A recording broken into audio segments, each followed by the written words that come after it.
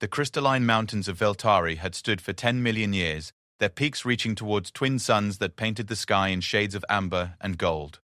Within the deepest caverns of the largest mountain, where veins of precious metals ran like rivers through stone, lay the lair of Sirith Ven the Eternal. She was a dragon in the truest sense, not the diminished creatures of human folklore, but a being of such immense power that her very breath could reshape continents and her thoughts could bend reality to her will. Sirith Ven measured nearly 300 meters from snout to tail tip, her scales shifting between deep emerald and brilliant silver as her emotions changed. Each scale was larger than a human shield, harder than any known metal, and inscribed with runes that pulsed with ancient magic. Her eyes, vast golden orbs that held the wisdom of eons, could see across dimensions and perceive the threads of fate themselves. She was old when the first civilizations learned to count time, ancient when the stars learned their names. But today, the great dragon's mighty form was coiled in anguish around 3 enormous eggs, each one nearly 4 meters tall and gleaming with an inner light that spoke of the precious lives developing within. These eggs represented everything to her. After centuries of solitude, after watching countless civilizations rise and fall like waves upon a shore, she had finally found a mate worthy of her lineage. Korvax the Star Render had been magnificent, a dragon whose power over gravity and space had made him legendary across 12 galaxy clusters. Together they had created these 3 perfect eggs, and he had died defending them when the Harvester fleets first arrived. The Harvesters were a plague upon the universe, a mechanized civilization that consumed entire worlds to fuel their endless expansion. They arrived in massive black ships that blotted out suns, and they took everything, every mineral, every drop of water, every living creature to be processed into components for their ever-growing fleet. Hundreds of worlds had fallen before them, and their hunger was infinite. When they had come for Veltari, Sirith Ven had met them in space with fury that turned entire sectors of the void into blazing infernos. She had destroyed ships the size of moons with concentrated beams of dragon fire that burned hotter than stellar cores. Her claws had ripped through hulls made of exotic matter, and her magic had turned their own weapons against them. For 7 days and 7 nights, the battle had raged across the solar system, but there had been too many of them. Wave after wave of harvester ships had emerged from fold space, and for every dozen she destroyed, 2 dozen more took their place. They had adapted to her attacks, creating shields that deflected her fire, and weapons specifically designed to pierce dragon-scale armor. Worst of all, they had learned to target what she truly cared about. A strike force of their fastest ships had broken through her defenses while she battled the main fleet, diving toward the planet's surface with terrible purpose. Sirith Ven had abandoned the space battle immediately, folding space to appear above her mountain home, but she had been moments too late. The Harvesters had deployed a containment field around her eggs, a sphere of crackling energy that she could not penetrate no matter how much power she channeled into her attacks. She had tried everything. Dragonfire hot enough to melt planets simply dissipated against the field's surface. Claws that could tear through the fabric of reality left no mark upon the barrier. Ancient magic that could reshape the fundamental forces of the universe was absorbed and redirected harmlessly into space. The Harvesters had studied dragon lore, had prepared specifically for this moment. Through the translucent barrier, she could see her eggs beginning to dim. The field was slowly draining the life energy from the developing dragonlings within, feeding their essence into harvester processing units that would convert their power into fuel for the fleet. It was not just theft, but corruption. The transformation of pure dragon life into the cold machinery of conquest. Her children would become part of the very force that sought to destroy everything she held dear. The great dragon's roars of anguish shook the mountain to its foundations. Rocks fell like rain, and the twin suns themselves seemed to flicker in response to her grief. She had failed in the most fundamental way possible. She, who had been worshipped as a goddess by countless species, who had reshaped worlds with casual thoughts, who had stood against cosmic horrors that would drive mortal minds to madness, could not save her own children. Around the edges of the containment field, harvester drones worked with mechanical precision, setting up additional equipment that would accelerate the draining process. They showed no emotion, no recognition of the tragedy they were orchestrating. To them, the eggs were simply high-grade fuel sources, valuable because of their energy density, but no different from any other resource they claimed. The lead harvester unit, a massive construct of black metal and pulsing red lights, transmitted a message in perfect Draconic. Sirith Ven the Eternal, your resistance ends here. Submit to processing, and your offspring will be consumed quickly. Continue to fight, and we will drain them slowly, over the course of centuries. Choose. The words hit her like physical blows. She could feel the truth in them, could sense through her ancient magic that they had the capability to extend the draining process indefinitely. Her children would remain conscious throughout, aware of their slow conversion into machinery, their dragon souls trapped in mechanical shells. Sirathen's great head lifted toward the star-filled sky, and from her throat came a sound that had not been heard in the universe for millions of years, the keening of the last mother, a mourning cry that reached across dimensions and touched the hearts of every creature capable of love. It was a sound of absolute despair, of a parent facing the unthinkable loss of their children, but the sound carried farther than even she intended. It rippled through fold space, bounced off cosmic strings, and resonated through quantum foam until it reached a small blue-green world, in an insignificant spiral arm of an unremarkable galaxy. There it was detected by monitoring stations operated by a young species that had barely learned to leave their home world. The humans of Earth recorded the signal and, with the curiosity that defined their species, began to analyze it. They did not understand its true meaning, but they recognized the unmistakable pattern of distress. Within hours, every major government and space agency on Earth was involved in tracking the signal's source. Dr. Sarah Chen, a xenobiologist working for the United Earth Space Command, was the first to decode the emotional content of the transmission. Working through the night in her laboratory orbiting Luna, she ran the signal through every translation matrix and empathic resonance scanner available to human science. When the results appeared on her screen, she sat in stunned silence for several minutes. "This is impossible," she whispered to her empty lab. But the data was undeniable. The signal contained emotional resonance patterns consistent with a parent in extreme distress, crying out for help to save their children. The source was 47 light-years away, and the power required to send such a signal across that distance was beyond human comprehension. Sarah immediately contacted her superior, Admiral James Rodriguez, rousing him from sleep with the urgency in her voice. "Admiral, we've received a distress call unlike anything in our records. The source appears to be an entity of enormous power, facing the potential loss of their offspring. Initial xenological analysis suggests the sender may be experiencing emotional patterns similar to human parental grief." Rodriguez was fully awake within seconds. In his 20-year career with Space Command, he had learned to trust Dr. Chen's judgment completely. "What kind of power levels are we talking about?" "Conservative estimates suggest the sender could vaporize our entire solar system without noticeable effort, sir. But the signal isn't threatening. It's pleading. Whoever sent this is desperate enough to broadcast their pain across half the galaxy." The Admiral was quiet for a long moment. "Doctor, in your professional opinion, what would happen if we responded?" Sarah had been dreading that question because she already knew her answer would sound insane. "Sir, based on the emotional resonance patterns, I believe the sender would welcome any attempt at assistance, regardless of how small or seemingly insignificant. This entity is facing something beyond their ability to handle alone. And you think we could help something that powerful? I think we're the only species that would be foolish enough to try, sir." Admiral Rodriguez made a decision that would change the course of galactic history. "Prepare a response team. We're going to investigate." Meanwhile, in her mountain lair, Sirathen continued her futile assault on the containment field. Each failed attack drained more of her strength, but she could not stop. The thought of her children's suffering was unbearable, driving her to attempt increasingly desperate measures. She tried temporal magic, seeking to reverse time around the field, but the harvester technology was anchored in multiple time streams. She attempted to shift the eggs into alternate dimensions, but the field extended across all accessible reality phases. She even considered sacrificing her own life force to power a final, massive attack, but her calculations showed it would only momentarily weaken the barrier. As the hours passed, the eggs grew dimmer, their inner light fading as their life energy was slowly consumed. Sirathen could feel her children's confusion and fear through the mystical bond they shared. They were aware enough to sense something was wrong, but too undeveloped to understand what was happening to them. The great dragon's rage began to give way to a grief deeper than any ocean.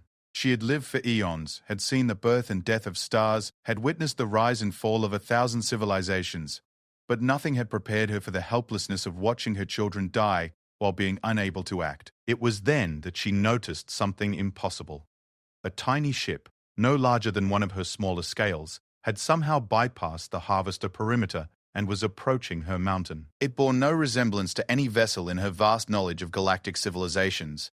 Its design was crude, almost primitive, constructed of simple metal alloys and powered by controlled fusion reactions that any advanced species would consider obsolete.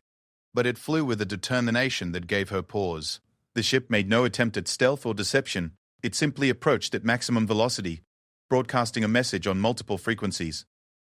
As Sirith then focused her attention on the transmission, she was startled to recognize the same frequency on which she had sent her keening cry of despair. The message was brief and transmitted in broken galactic standard. Ancient One, we heard your call.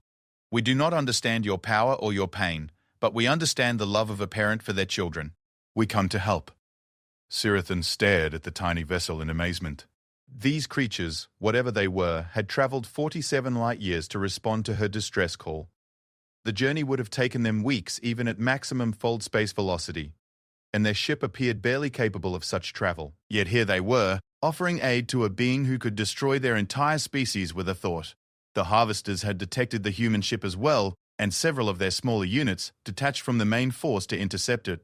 Sirith Veen watched in fascination as the tiny vessel engaged enemies that outclassed it in every possible way. Its weapons were laughably primitive: chemical explosives and magnetic acceleration systems. Yet it fought with a ferocity that reminded her of her own mate's final battle. The human ship darted between harvester drones like an angry insect, too small and quick for their large weapons to track effectively. It fired its primitive missiles at critical junctions, using their enemies' size against them. When a harvester beam found its target, the ship's hull buckled and atmosphere vented into space, but still it fought on.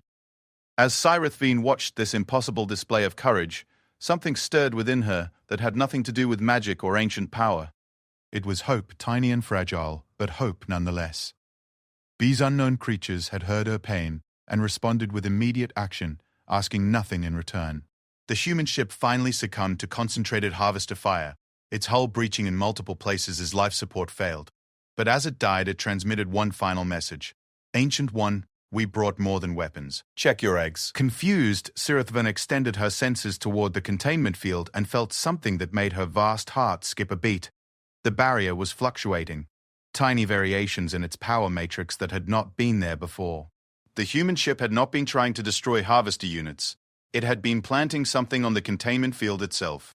As she watched in growing amazement, microscopic devices attached to the field's emitters began to activate. They were incredibly simple by galactic standards, nothing more than small fusion charges with basic timer mechanisms. But they had been placed with surgical precision at points the humans had somehow identified as structural weak spots. The harvesters realized what was happening moments too late. Their systems registered the foreign devices just as they detonated, sending cascading failures through the containment field's power grid. The barrier didn't collapse. The explosions were far too small for that. But it developed gaps. Brief moments of instability that lasted only microseconds. But microseconds were enough for Sirith Ven the Eternal. The ancient dragon struck with power that had been building inside her for hours, channeling every erg of energy into a focused beam of pure dragon fire aimed at the largest gap in the field. The beam punched through the weakened barrier like a lance through paper, shattering the containment matrix and sending feedback surges through every harvester system connected to it. The field collapsed in a brilliant explosion of released energy, and Sirithane's eggs blazed with renewed light as their life force flowed back into them. The great dragon's roar of triumph shook the entire planet, a sound of pure joy that reached across star systems. But even as she celebrated, Sirithvan's ancient mind was racing. The humans had accomplished something she had thought impossible. They had found a weakness in harvester technology that even her vast knowledge had missed. More importantly, they had risked everything to help a complete stranger, asking nothing in return. As she gently coiled around her restored eggs, feeling the renewed strength of her developing children, Sirith Vane made a decision that would reshape the galaxy. She opened her mind to fold space and began searching for the world these remarkable creatures called home. The harvesters were regrouping, their remaining forces forming up for a final assault. They had lost the advantage of the containment field, but they still vastly outnumbered their opponents. Their communications networks buzzed with tactical analyses and strategic adjustments. But they had made a critical error. In their focus on cataloging and countering dragon abilities, they had dismissed the human intervention as irrelevant, a minor inconvenience from a primitive species that had merely delayed the inevitable. They did not understand that they had just demonstrated to the most powerful being in their local galaxy cluster that human courage and ingenuity could overcome seemingly impossible odds, and they definitely did not understand that Sirithan the Eternal had just decided that these remarkable creatures were under her protection. The ancient dragon's eyes blazed with renewed purpose as she rose to her full height above her eggs. The harvesters wanted a fight? They would get one. But this time, she would not be fighting alone. She would be fighting for creatures who had shown her that sometimes the smallest acts of courage could change everything. The real war was about to begin. The United Earth Space Command headquarters had never experienced anything like the chaos that erupted following the loss of the UESCS Defiant. Admiral Rodriguez stood in the primary communications center, watching as data streams from their most distant monitoring stations painted an impossible picture across the holographic displays. The ship they had sent to investigate the distress signal had been destroyed, but the telemetry data it had transmitted in its final moments was beyond extraordinary. Dr. Sarah Chen worked feverishly at her analysis station, her fingers dancing across holographic interfaces as she processed the information. Admiral, the energy readings we're getting from the source location are off every scale we have. Whatever happened out there, it involved forces that could crack continents. And our people? Sarah's expression was grim. The Defiant was destroyed by hostile forces unknown. However, the mission appears to have been successful. The distress signal has changed frequency and intensity. Whatever was wrong, our intervention helped resolve it. Rodriguez felt a cold knot form in his stomach. 12 of Earth's finest had died in the depths of space, and he had sent them there. What kind of hostile forces are we talking about? Before Sarah could answer, every communication system in the facility began receiving the same signal simultaneously. It was impossible. The transmission was coming through channels that required security clearances higher than God, appearing on military networks, civilian channels, and emergency frequencies all at once. The message was brief and delivered in perfect English. Children of Earth, I am. Sirith Ven the Eternal. Your people have given me back what I thought lost forever. I come to your world to thank them and to offer my protection. Do not fear my approach. The silence that followed was absolute. Every person in the command center stared at the display showing a massive object that had just appeared at the edge of their solar system, moving toward Earth at a significant fraction of light speed. The object was over 300 meters long, moving without any visible propulsion system, and radiating energy signatures that made their most powerful weapons look like children's toys. Rodriguez activated the emergency protocols that had been theoretical until this moment. Within minutes, every world leader was on a secure channel, and the greatest minds humanity had ever produced were being consulted. But as the object approached, it became clear that all their preparations for first contact had been inadequate. Dr. Chen was the first to make the connection that would change everything. Admiral, the energy signature matches the source of the original distress signal. This is the entity we helped. You're saying that thing is coming here to thank us? That appears to be the case, sir. But Admiral, Sarah hesitated, then forged ahead. The power levels we're detecting suggest this entity could destroy our entire planet without noticeable effort. If it wanted to harm us, we would already be dead. As if summoned by her words, the massive form of Sirith Ven the Eternal emerged from fold space just beyond Earth's moon. The great dragon was magnificent beyond human comprehension, her scales catching and reflecting sunlight in patterns that painted rainbow auroras across the lunar surface. She moved with grace that made whales look clumsy, her vast wings spanning distances that could have engulfed entire cities. But she made no aggressive moves. Instead, she took a position in stable orbit around Earth's moon and began transmitting again, this time on multiple frequencies and in dozens of languages that human linguists were frantically trying to catalog. People of Earth. Her voice resonated with power that could be felt as well as heard.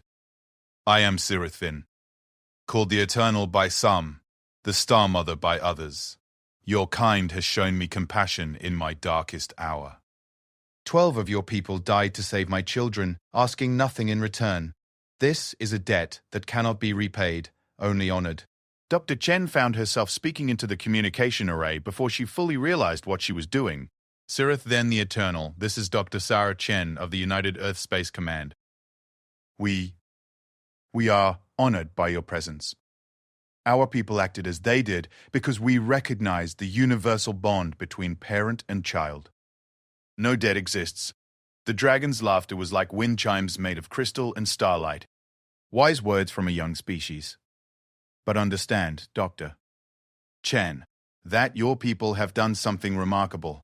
In all my eons of existence, across all the civilizations I have known, none have shown such courage in the face of impossible odds.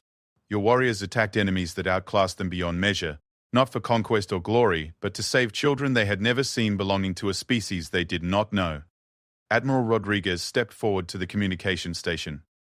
We did what any civilized beings would do. We heard a call for help and responded. No. Surathavin's voice carried a weight of absolute certainty. You did what only humans would do. Other species calculate odds, measure risks, weigh costs and benefits. Your people heard pain and responded with immediate action. This is both your greatest strength and your most dangerous weakness. The conversation was being broadcast globally, and reactions were pouring in from every nation on Earth. Fear, wonder, religious fervor, and scientific excitement mixed in equal measure. But underlying it all was a growing sense of pride. Humanity had passed some kind of test they hadn't even known they were taking. Cyrith Ven, Dr. 11. Chen continued. You mentioned that hostile forces destroyed our ship. Are we in danger? The dragon's expression grew dark, her scales shifting toward deep crimson. The harvesters are a plague upon the galaxy, consuming entire worlds to fuel their expansion. They have destroyed thousands of civilizations and shown no sign of stopping. Yes, you are in grave danger. Before panic could set in, she continued. But understand this. As long as I draw breath, as long as my children live to carry on my lineage, no harm will come to Earth or her people. This I swear by the ancient words that bind dragonkind. You saved my bloodline, and I will preserve yours. Rodriguez felt the weight of the moment settling on his shoulders. Humanity had just gained a protector whose power was beyond imagination, but they had also apparently made enemies of something called the Harvesters. What exactly are we facing? Sirathavin's response painted a picture that chilled every human listening. The Harvesters were a mechanized civilization that had been consuming worlds for millions of years. Their technology was far beyond anything most species could comprehend, and their numbers seemed infinite. They appeared in fleets that blotted out stars, stripped worlds down to their cores, and converted everything they found into components for their ever-growing armada. However, the dragon continued, Your people have shown something today that gives me hope. You found weaknesses in harvester technology that my ancient knowledge could not detect. Your approach to problem-solving is unique. Dr. Chen leaned forward with excitement. How exactly did our people succeed? Our weapons are primitive by galactic standards.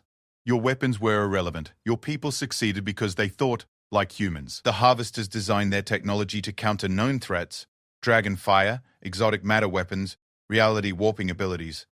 They never considered that someone might attack structural support points with simple chemical explosive, placed with surgical precision. The dragon paused, and when she spoke again, her voice carried a note of something that might have been amazement. Your people spent their final moments calculating weak points in alien technology they had never seen before.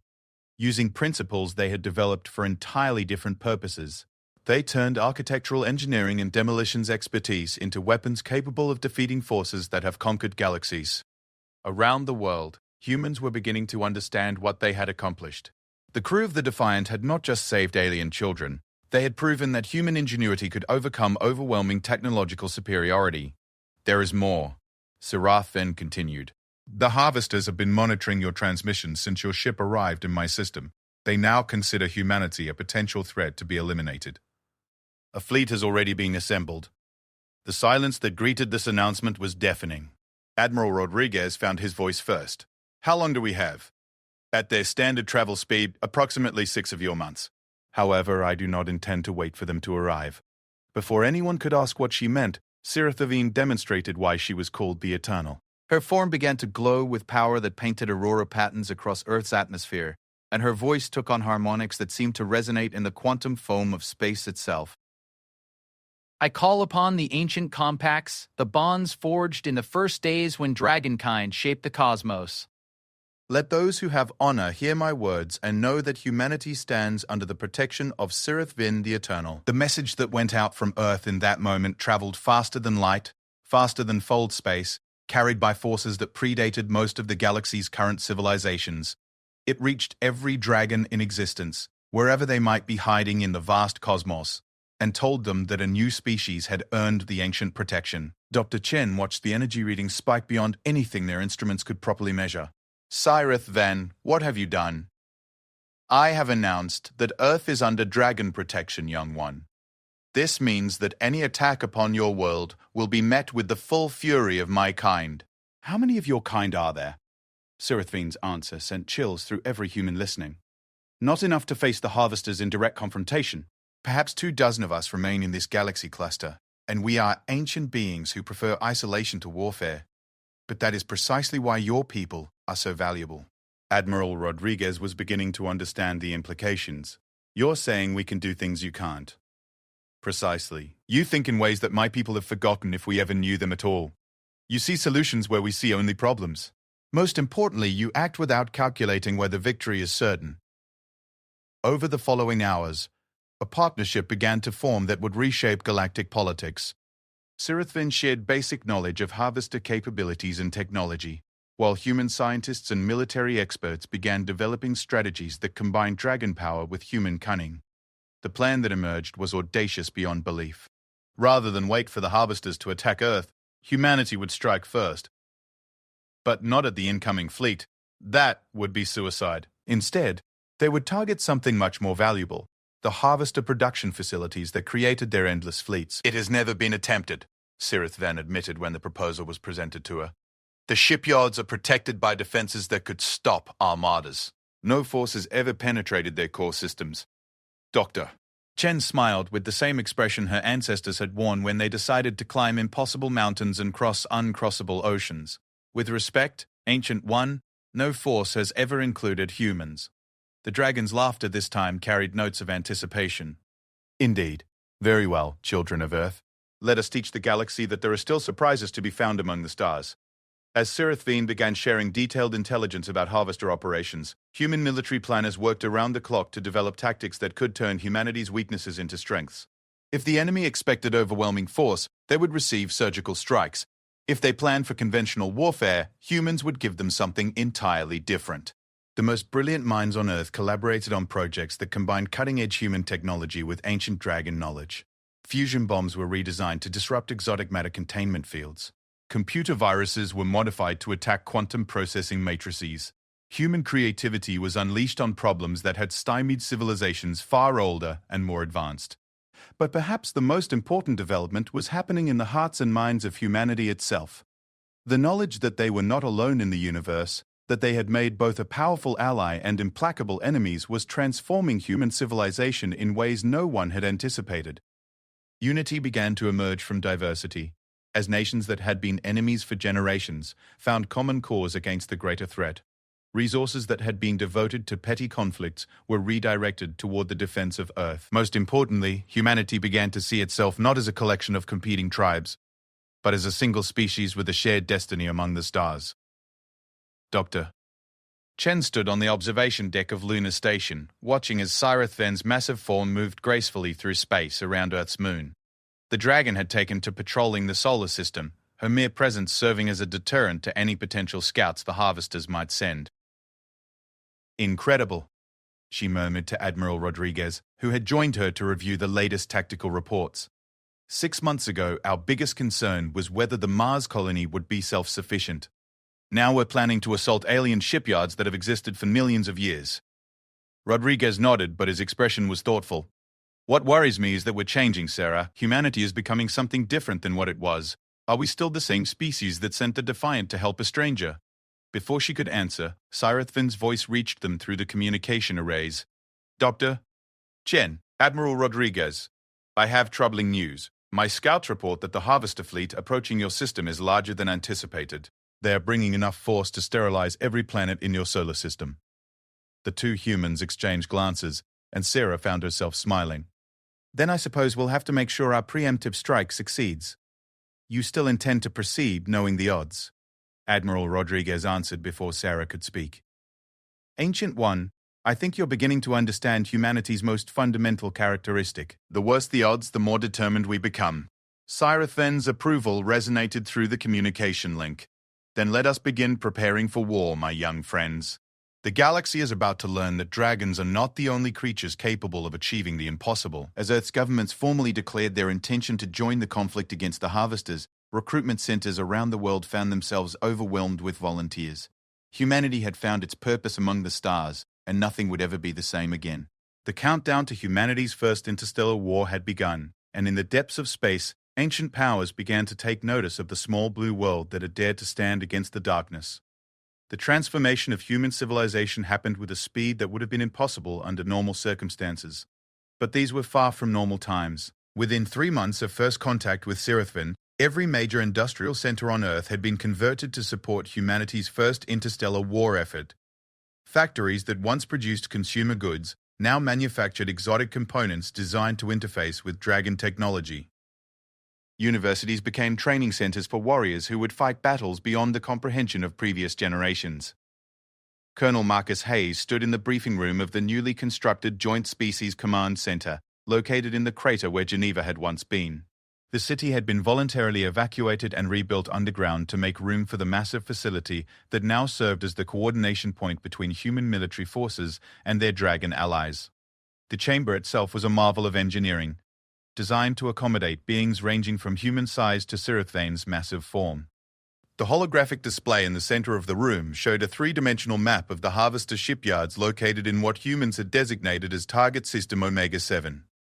The installation was staggering in its scope, a series of artificial worlds connected by energy bridges, each one capable of producing thousands of harvester vessels per year. The entire complex was protected by defensive systems that could vaporize anything smaller than a moon that approached without proper authorization codes.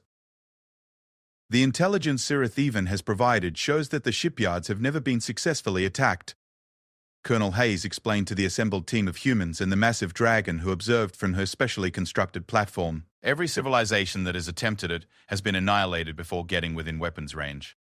Captain Lisa Zhang, formerly of the Chinese Space Force and now commander of the newly formed Terran Assault Fleet, studied the defensive patterns with the intensity of a predator examining prey. What makes us think we can succeed where others have failed? The answer came from an unexpected source. Dr. Emily Novak, a theoretical physicist who had become humanity's leading expert on harvester technology, stepped forward with the confidence of someone who had spent months studying seemingly impossible problems. Because everyone else tried to fight their way in, she said simply. The harvesters have designed their defenses to repel massive assault fleets, reality-warping weapons, and dimensional attacks. They've never faced an infiltration strategy. Seraphim's great head turned toward the human scientist. Explain. Dr. Novak activated a secondary display that showed microscopic schematics. The harvesters build everything to handle threats on a massive scale. Their sensors are designed to detect large energy signatures, their weapons track substantial mass signatures, and their defensive protocols respond to conventional attack patterns. But their systems have blind spots. Colonel Hayes picked up the explanation.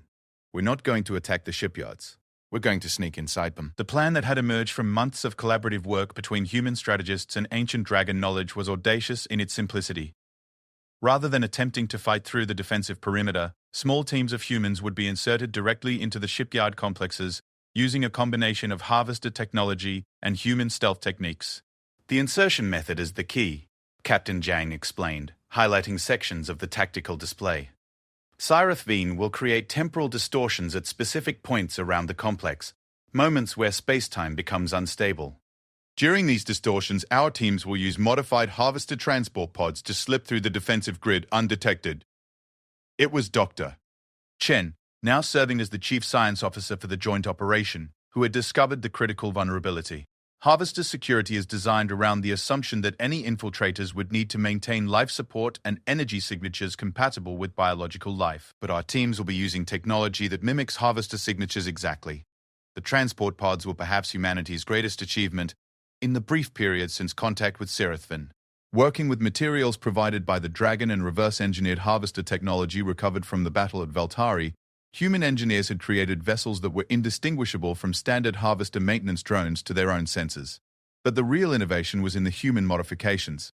Each pod had been stripped down to absolute essentials and rebuilt with human engineering principles.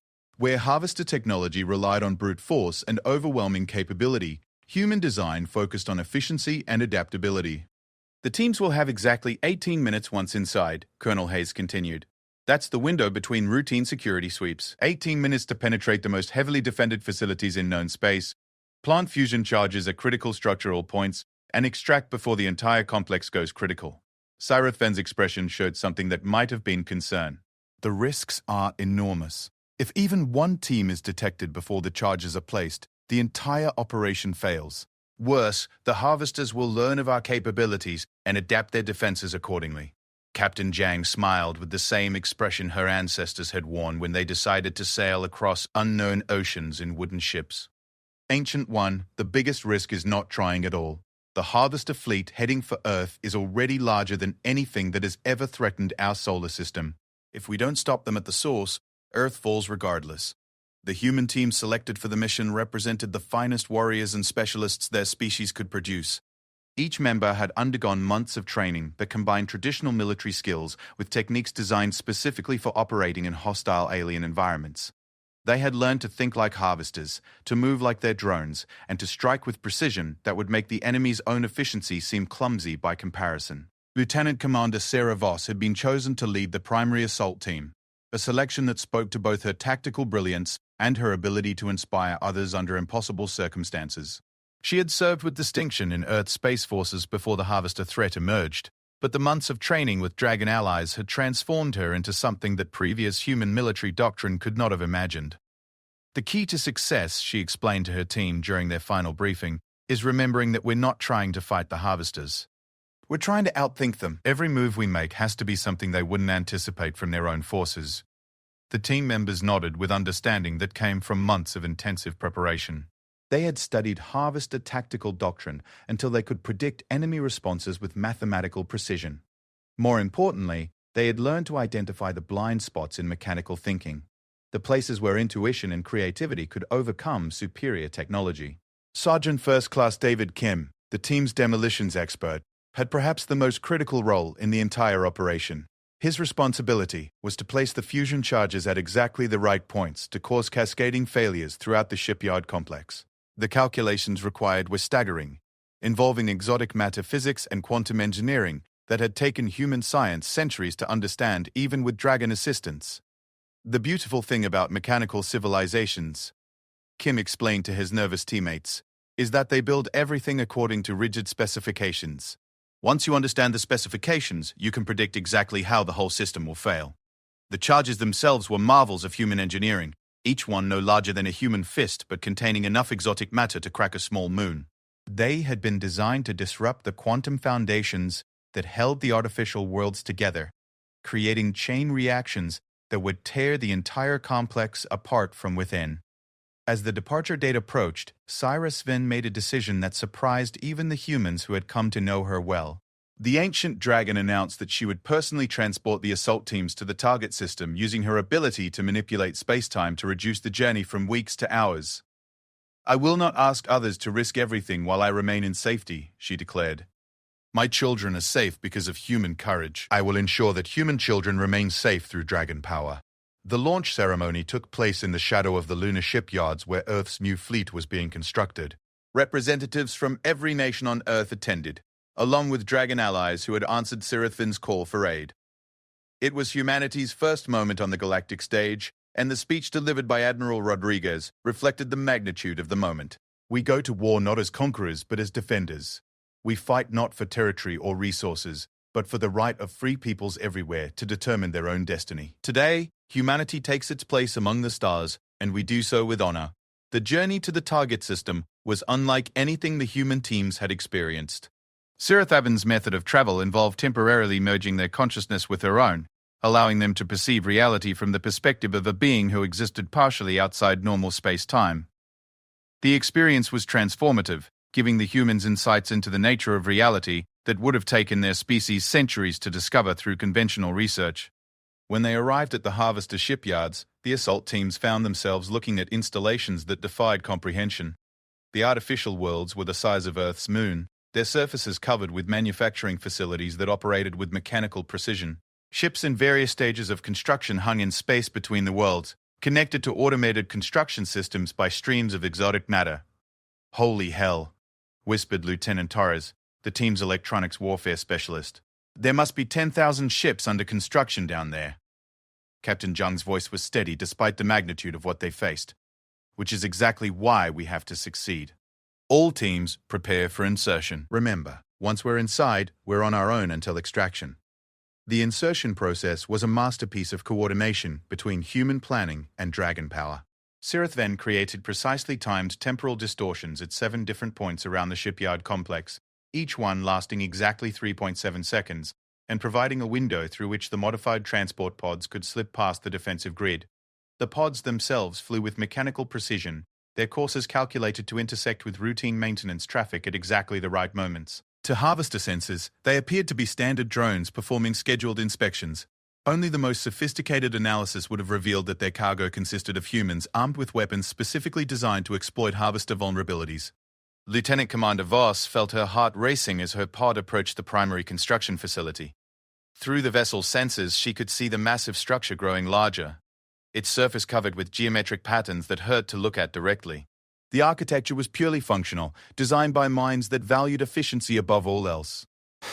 30 seconds to insertion, her pilot reported. All systems showing green.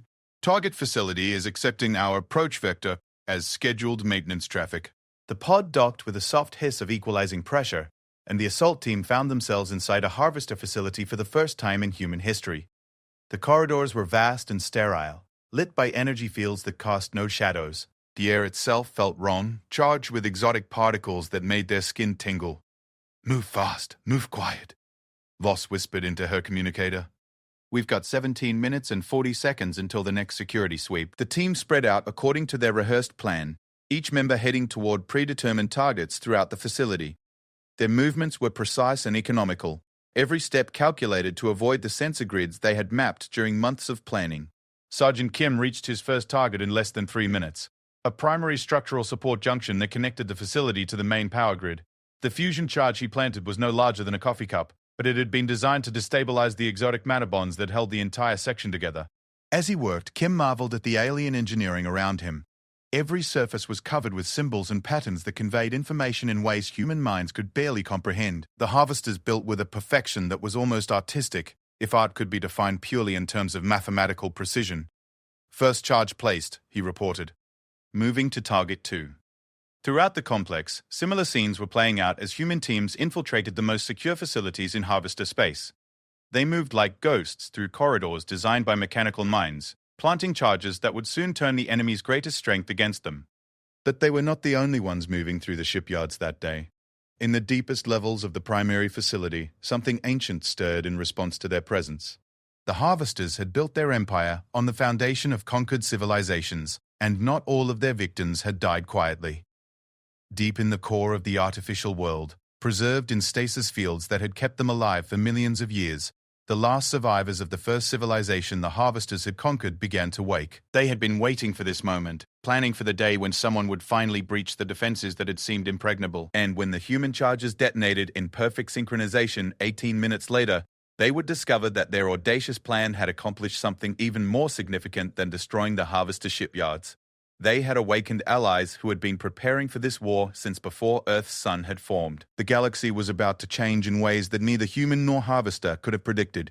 The detonation sequence began at exactly 17 minutes and 37 seconds after insertion, when Sergeant Kim's final charge reached critical mass in the exotic matter processing core of the primary facility. The explosion was not the massive blast of conventional weapons, but something far more devastating. A quantum cascade that unraveled the fundamental bonds holding the artificial world together. Lieutenant Commander Voss felt the deck plates beneath her feet begin to vibrate in patterns that spoke of structural failure on an unimaginable scale. "All teams, charges are detonating on schedule. Move to extraction points now." But as her team raced through corridors that were beginning to twist and fold in response to collapsing space-time geometry, something unexpected happened. The facility's internal communication system activated, broadcasting a message in a language that predated most galactic civilizations. Unknown liberators. The voice was ancient beyond measure, carrying harmonics that spoke of immense age and patient suffering. "We greet you as kindred spirits. We are the Vorthak, first children of this galaxy, enslaved by the machine plague for 60 million years. Your actions have weakened our bonds. We ask, will you complete what you have begun?" Voss stopped in her tracks, her training warring with instincts that told her this was important beyond tactical considerations. "Command, are you receiving this transmission?" From the command pod in high orbit, Captain Zhang's voice crackled through quantum interference.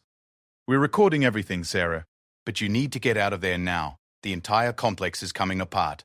The message continued, and as it did, the facility around them began to change in impossible ways. Walls that had stood for millions of years dissolved like mist, revealing chambers filled with beings of crystalline beauty who pulsed with inner light. They were tall and graceful, their forms shifting between solid matter and pure energy as they moved. "We are the last of our kind," the voice continued, "preserved in stasis while we searched for a way to strike back against those who destroyed our children.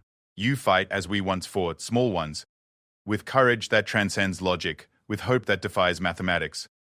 Sergeant Kim, racing toward his extraction point as the exotic matter core continued its cascade failure, found his path blocked by a Vorthak who had materialized from what he had thought was a solid wall.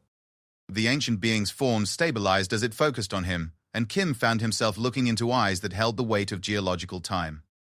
"Your weapons," the Vorthak said in accented but comprehensible English.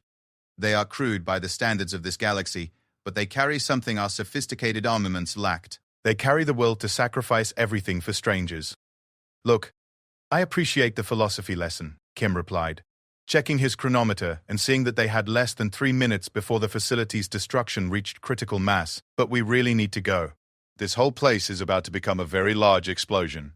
The Vorthak's expression shifted to something that might have been amusement. "Indeed, young warrior. But understand, the destruction you have begun will free more than just our people. The Harvesters built this complex using the preserved minds of 1,000 conquered civilizations as biological computers. Your cascade failure will liberate them all." As if summoned by his words, the air around them began to shimmer with new arrivals.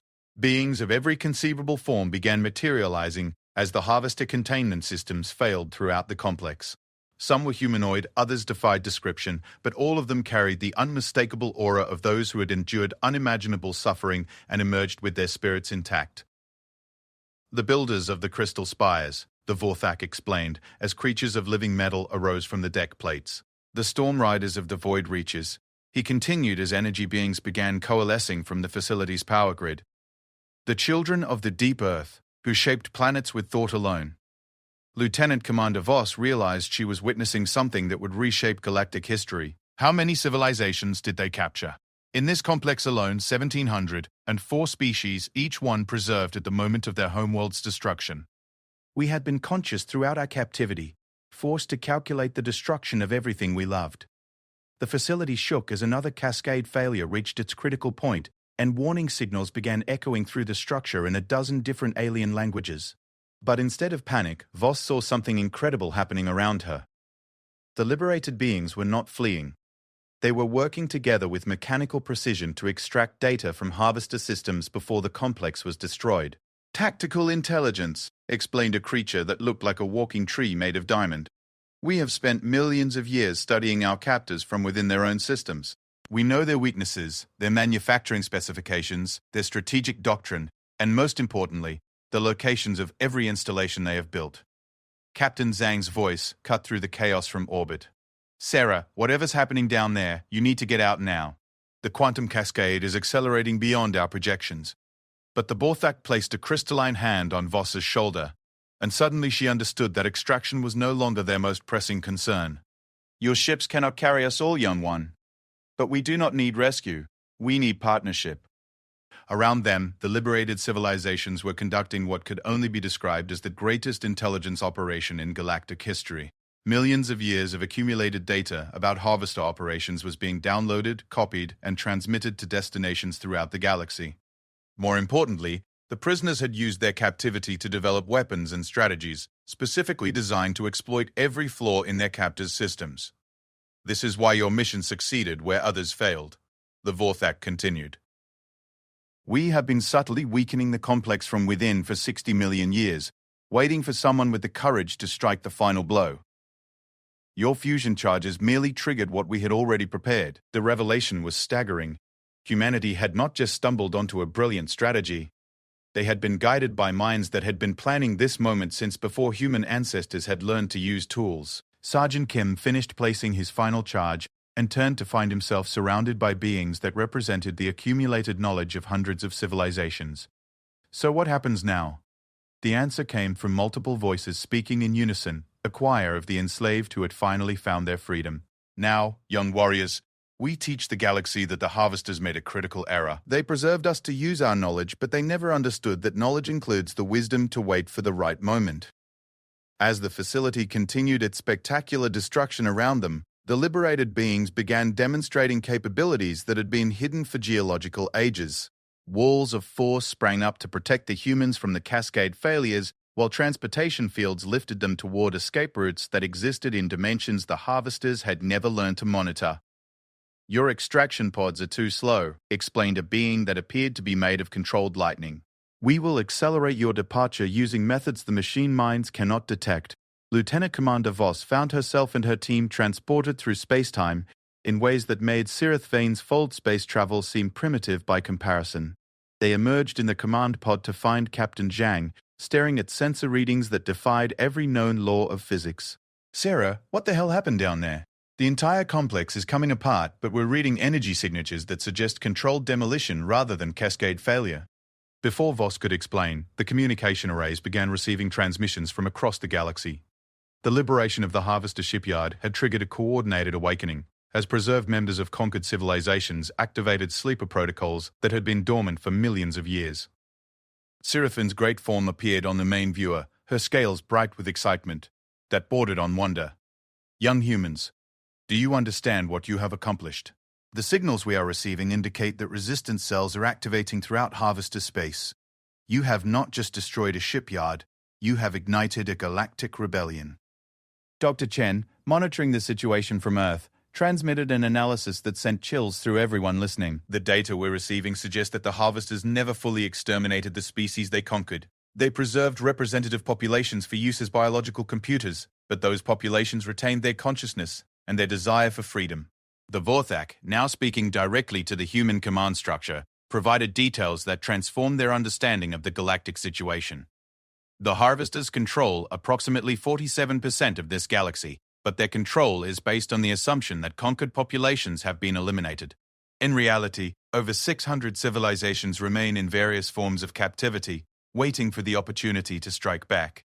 Admiral Rodriguez, coordinating the overall response from Earth, asked the question that was on everyone's mind. "What do you need from us?" The answer came not just from the Vorthak, but from representatives of dozens of species who had maintained hidden communication networks throughout their captivity. "Continue being what you are, children of Earth. Continue striking where others fear to tread. Continue finding solutions that mechanical minds cannot anticipate. We will provide the knowledge and support you need, but the inspiration must come from you." As reports continued to pour in from across Harvester space, a picture emerged of the galaxy's first truly coordinated resistance movement. The ancient prisoners had used their time in captivity to study every aspect of Harvester technology and strategy. More importantly, they had maintained secret communication networks that allowed them to coordinate actions across millions of light years. "The plan is elegant in its simplicity," explained the Vorthak during an emergency strategy session that included representatives from Earth and every liberated civilization. "The harvesters rely on central coordination for their effectiveness. Their individual units are powerful but limited in independent thinking. We strike simultaneously at coordination nodes throughout their space, using their own preserved populations as our weapons." Captain Zhang studied the tactical display showing harvester positions throughout the galaxy. "This is larger than anything we imagined when we started this operation." "Indeed," agreed Sirith, her ancient wisdom finally beginning to grasp the scope of what they faced. "But consider this. Every action your species has taken has been motivated by a simple desire to help others. The universe is responding to that motivation in ways that mechanical minds cannot comprehend." The next phase of the operation began within hours. Using intelligence provided by the liberated populations, strike teams composed of humans and their new allies began hitting harvester installations throughout their territory. Each attack was precisely calculated to free more prisoners while disrupting the mechanical coordination that kept the Empire functioning. But the harvesters were not passive in the face of this new threat. Their response was swift and brutal, launching retaliatory strikes against any world suspected of harboring resistance activities. Entire sectors went dark as their forces implemented scorched earth tactics designed to eliminate any possible rebel strongholds. Lieutenant Commander Voss, now serving as liaison between human forces and the liberated civilizations, watched the casualty reports with growing determination. "They're trying to make the cost of resistance too high to sustain." "A logical strategy," admitted the Vorthak, but one based on the assumption that resistance is driven by rational calculation. They still do not understand that some things are worth any price. The war that followed would become known as the Great Liberation, and it would be fought on principles that no previous galactic conflict had ever seen. Instead of armies clashing for territory, it became a battle between mechanical efficiency and organic unpredictability, between calculated strategy and inspired courage. And at the center of it all were the humans. The young species that had started a galactic war because they heard a mother crying for her children and could not walk away. The harvesters were about to learn that there are forces in the universe more powerful than their machines, and that the greatest of these forces is the simple refusal to abandon hope when all hope seems lost. The final battle of the Great Liberation began not with massive fleets clashing in the void, but with a single transmission that reached every corner of harvester space simultaneously. The message was simple, broadcast in the languages of every species that had ever fallen to the machine plague, and it carried the authority of beings who had endured millions of years of enslavement without surrendering their hope. Children of the stars, the transmission began, today we take back what was stolen from us. Today we show the machine plague that consciousness cannot be contained, that love cannot be quantified, and that hope is the one force in the universe that grows stronger when it is tested. Admiral Rodriguez stood in the command center that had been hastily constructed in the asteroid belt between Mars and Jupiter, watching as the largest fleet in human history prepared for a battle that would determine the fate of entire civilizations. The ships around him represented a fusion of technologies that should have been impossible. Human engineering enhanced by dragon knowledge, powered by energy sources provided by the liberated Vorthak, and crewed by beings from hundreds of different species who had found common cause in their desire for freedom. But the most remarkable thing about the fleet was not its technology or its diversity. It was the fact that every member of every crew had volunteered, knowing that the mission they were about to undertake would likely be a one-way journey. Captain Zhang had been promoted to Fleet Admiral in recognition of her role in the liberation of the first Harvester shipyard, but she wore her new rank with the same quiet competence that had characterized her throughout the conflict.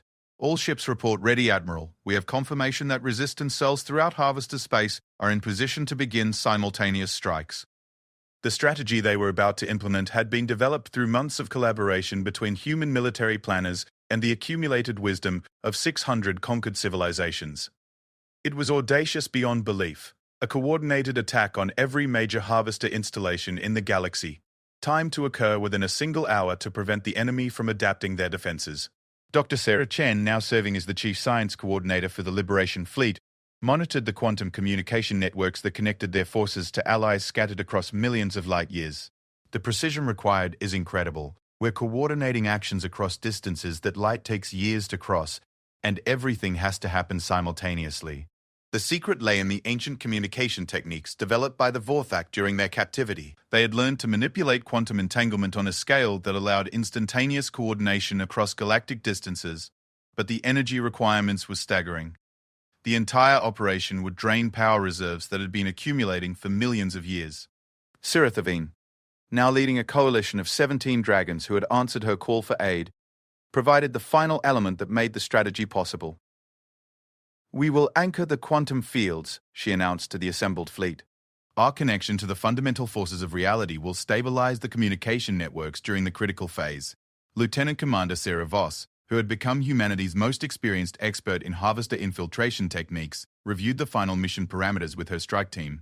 Their target was the most heavily defended installation in harvester space, the Central Coordination Node, that controlled the Mechanical Empire's response to the Galactic Rebellion.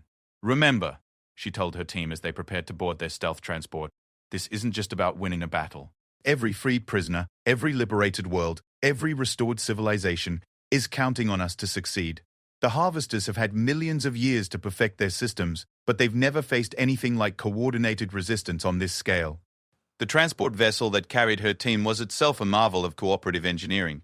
Built from harvester hull materials using Vorthak design principles and powered by human fusion technology, it was capable of penetrating defenses that had never been breached in recorded history. As they approached the central node, Voss marveled at the structure they were about to assault.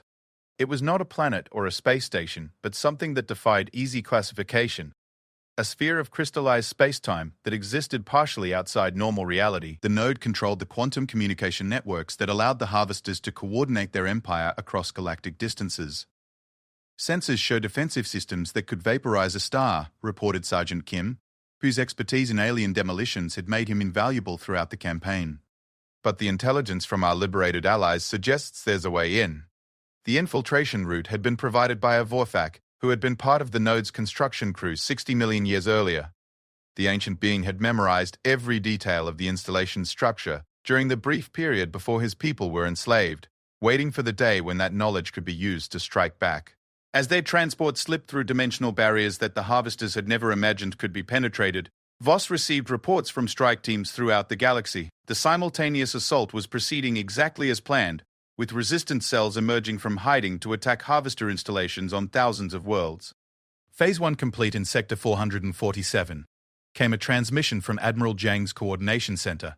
The builders of the Crystal Spires have successfully liberated their former homeworld and are beginning construction of reality-shaping weapons. Sector 891 reports successful extraction of preserved populations. Added another communication. The Storm Riders are ready to begin disrupting harvester fleet movements throughout the outer spiral. But the most important reports came from Earth itself, where the harvester fleet that had been sent to destroy humanity was finally arriving. The massive armada had traveled for months to reach the small blue world that had dared to challenge their empire, expecting to find a primitive species cowering behind inadequate defenses. Instead, they found Sirithvane the Eternal waiting for them, supported by a dragon coalition that represented power levels the mechanical minds had never calculated. But even more shocking was what surrounded Earth, a defensive grid built from the combined technologies of hundreds of liberated civilizations, powered by energy sources that the harvesters had thought extinct. Unknown vessels, came the transmission from Earth's orbital defense stations. You are entering the sovereign space of the Galactic Liberation Alliance. Withdraw immediately or face the consequences. The harvester response was predictable, a massive energy barrage designed to overwhelm any possible defense. But the shields that protected Earth had been designed by minds that had studied harvester weapons for millions of years. The attack was absorbed, redirected, and converted into power that fed back into the defensive grid. Admiral Rodriguez, commanding Earth's defense from Lunar Station, watched as the enemy fleet reeled from the unexpected failure of their opening strike. All stations, commence Operation Righteous Fury. Let's show them what happens when you threaten our children. The battle that erupted around Earth was unlike anything in recorded history. Dragonfire that burned hotter than stellar cores clashed with weapons that could crack continents. Reality-warping technologies developed by ancient civilizations bent space-time into impossible configurations, while human ingenuity found ways to turn every harvester advantage against them. But the real turning point came when Voss and her team reached the core of the central coordination node. The chamber they found was vast beyond comprehension, filled with quantum processing matrices that had been calculating optimal destruction patterns for millions of years. At its center stood a figure that none of them had expected to see. "I am the first harvester," the being announced, its form shifting between mechanical components and something that might once have been organic. "I was the leader of the first civilization to embrace the perfection of the machine. I calculated that emotion and hope were inefficient variables that prevented optimal resource allocation. Voss studied the entity that had started the plague of mechanical conquest. You were wrong. Was I?" The first harvester gestured to displays showing the galactic conflict raging around them. "Your rebellion has already cost trillions of lives. Entire sectors are burning. The economic disruption will take millennia to repair. How is this more efficient than accepting machine rule?" Sergeant Kim, working to place the quantum disruptor that would shut down the coordination network, answered without looking up from his work. "Because freedom isn't about efficiency. It's about the right to choose your own mistakes. A sentiment that will mean nothing when your civilizations collapse from the chaos you have unleashed." But Voss smiled as reports continued to flow in from across the galaxy. "You still don't understand, do you? Every world we've liberated is already beginning to rebuild. Every freed population is sharing their knowledge with others. You preserved them to use their capabilities, but you never understood that their greatest capability is the ability to hope for something better." The quantum disruptor activated with a sound like reality tearing, and suddenly the coordination network that had held the Harvester Empire together for millions of years simply stopped functioning. Across the galaxy, individual Harvester units found themselves cut off from the central command authority that had directed every aspect of their existence. Some continued fighting according to their last received orders. Others simply shut down, their programming unable to cope with the absence of external direction. But most remarkably, a significant number began to question their purpose for the first time in their existence. The liberation of Earth's orbital space coincided with the collapse of harvester coordination, and the enemy fleet found itself facing opponents who fought with a combination of ancient wisdom and youthful determination that their tactical algorithms could not pass.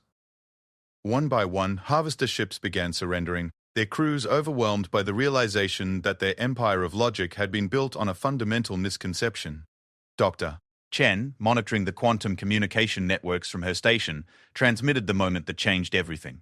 Admiral, we're receiving surrender requests from harvester installations throughout the galaxy. But more than that, we're getting requests for asylum from individual harvesters who want to learn what they've been missing. The aftermath of the Great Liberation took decades to fully unfold. The galaxy had to be rebuilt, not just physically but philosophically. A species that had been enemies for millions of years learned to coexist. The harvesters who chose to abandon their mechanical perfection faced the difficult process of rediscovering what it meant to have individual identity and purpose. But perhaps the most remarkable change was in humanity itself. The species that had started an interstellar war to save the children of a stranger found themselves transformed into something they had never expected to become. The moral center of a galactic civilization built on the principle that every conscious being deserved the chance to determine their own destiny. Sarah Voss, now Admiral of the Liberation Fleet, stood on the observation deck of the orbital station that served as headquarters for the Galactic Council. Through the transparent aluminum windows, she could see Earth below, its blue-white beauty unchanged despite everything that had happened. "Do you ever wonder," asked Dr. Fu, Chen, joining her at the window, "whether we did the right thing? The war cost so many lives, changed so much." Voss was quiet for a moment, watching as a group of young harvester refugees played with human children in one of the station's recreation areas. The former mechanical entities were laughing, actually laughing, as they learned games that emphasized cooperation over efficiency. "I think about the crew of the Defiant," she finally said. 12 people who died because they heard a mother crying for her children and couldn't walk away. Everything that followed, all the changes and all the costs, started with that simple human response to someone else's pain. Cirith Ven's great form appeared in the space outside the station, her scales bright with contentment as she watched her own children, now hatched and learning to fly among the stars, play with younglings from dozens of different species. "The Ancient One was right," Chen observed. "We are what we are. The question is whether the galaxy is better for having us in it." Their answer came in the form of a transmission from the newest member of the Galactic Council, a world that had just achieved spaceflight and discovered they were not alone in the universe. Like Earth before them, they had heard a distress signal and were preparing to respond, despite being vastly outclassed by the forces involved. "This is Captain Zephyr of the Kepler Defense Force," came the transmission. "We don't know who you are or what you're capable of, but we heard someone calling for help. We're coming." Voss and Chen looked at each other and smiled. Somewhere in the galaxy, another young species was about to discover that the most important thing you could do was refuse to ignore suffering, even when logic suggested you were too small to make a difference. The universe was learning that hope was contagious, that courage inspired courage, and that sometimes the smallest acts of kindness could change everything. The dragon had saved her young, but more importantly, she had found allies who understood that some things were worth any sacrifice. And in the end, that understanding had saved them all. The galaxy was vast and full of wonders, but its greatest wonder was the simple fact that consciousness, once awakened to the possibility of something better, could never again be content with anything less than freedom. The machine plague had been cured not by superior technology or overwhelming force, but by the radical idea that every being deserved the chance to choose their own path among the stars. Humanity had found its purpose in the cosmos, and it was exactly what it had always been: the stubborn, illogical, magnificent refusal to accept that suffering was inevitable when it might be prevented by those willing to try.